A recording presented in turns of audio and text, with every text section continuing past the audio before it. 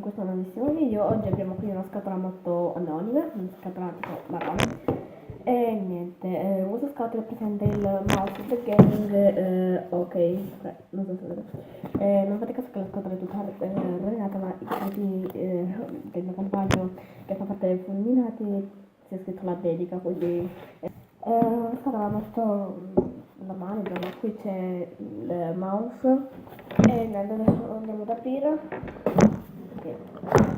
Ok, andiamo a mettere da parte un attimo il mouse, questo qua, mettiamo da parte, e sotto abbiamo le istruzioni e questo adesivo abbinato al nome. Ok, infatti c'è un adesivo chiave, ovviamente contorno anche adesivo computer.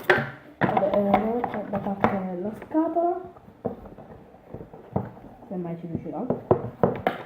Perfetto. Ok, non devo chiudere nemmeno la scatola.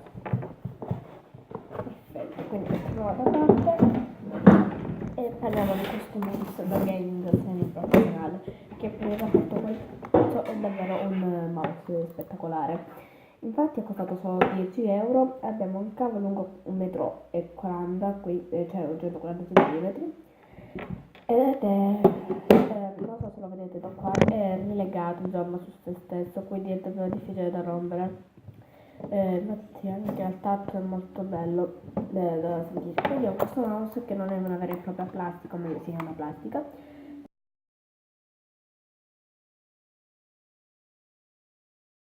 Abbiamo cambiato postazione, quindi adesso si vede diversamente. Questo qua è il mouse, non so se vedete quanto è bello. Ovviamente ci sono tanti LED, sono 7 precisamente, e c'è davvero un mouse che vi consiglio profondamente, perché insomma con questo prezzo a 10 euro è un mouse così, insomma, così buono, ottimo, cioè davvero ottimo. Insomma, non lo so se lo troverete oltre a questo. Comunque, per sé per noi io vi lascio il link